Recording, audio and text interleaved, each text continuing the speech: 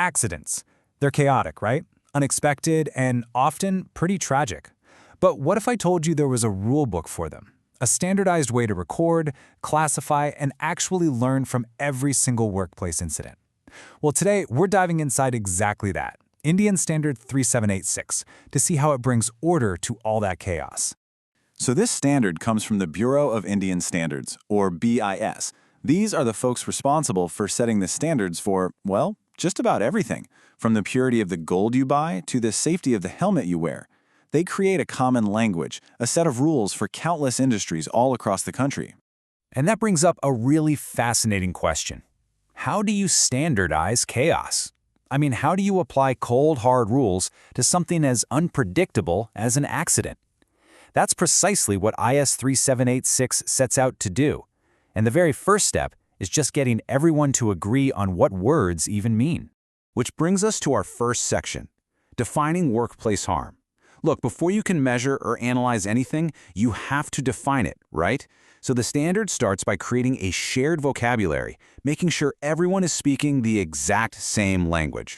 And here it is, straight from the source. The official definition of an accident is actually beautifully simple. It's unintended, it happens during work, and it results in an injury.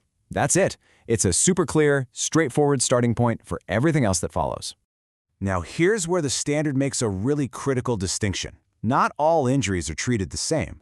A disabling injury is one that keeps an employee from coming back to work the very next day.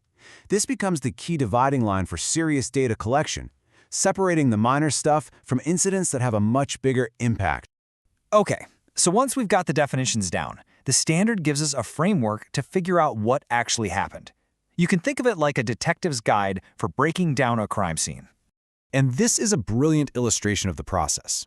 Investigators don't just write down a story. They have to systematically classify the event.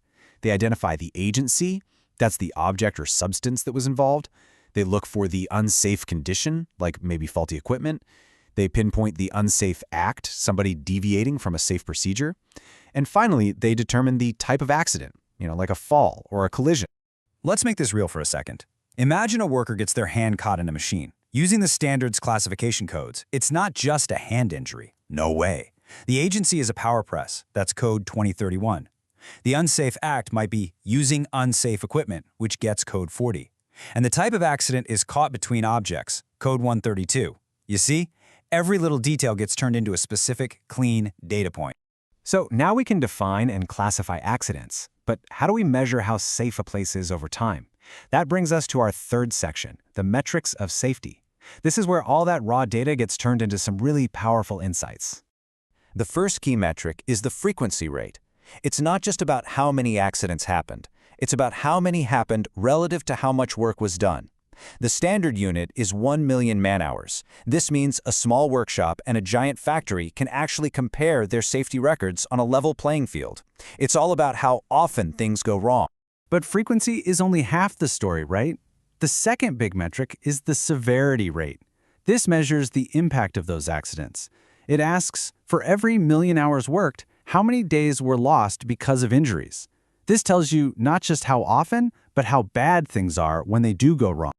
This brings up a really tough question, though. It's easy to count the days lost for a broken leg, right? The person's out for a few weeks, then they come back. But what about a permanent injury, like losing a finger or your eyesight? How many days lost is that?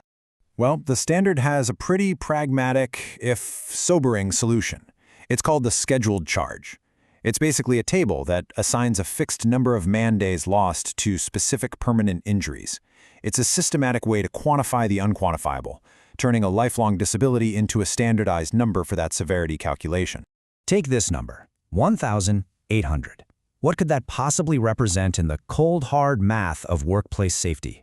According to Annex A of the standard, 1,800 is the scheduled charge, the number of man-days considered lost for the permanent loss of a thumb.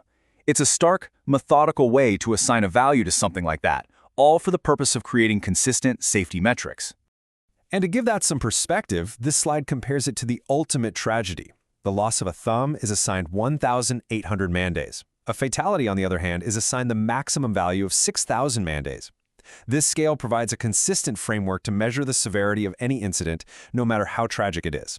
So we've got definitions, classifications, metrics. But why go through all this trouble? Our final section brings it all home.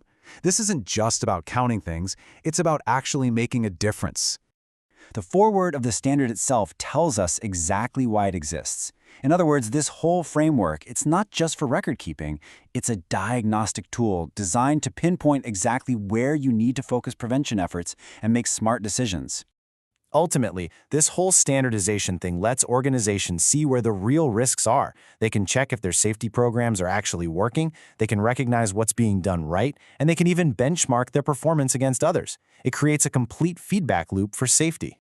So, the main thing to take away from this is that a document like IS 3786, as bureaucratic as it might seem on the surface, is an incredibly powerful tool. It gives us a systematic way to learn from our failures, to turn the chaos of an accident into structured data, and then use that data to build a safer future for everyone. And that leaves us with a final thought. This standard offers a really rigorous method for analyzing something as messy and human as an accident. And it makes you wonder, if we can apply this level of systematic thinking to workplace failures, what other complex, seemingly chaotic problems could we even begin to solve?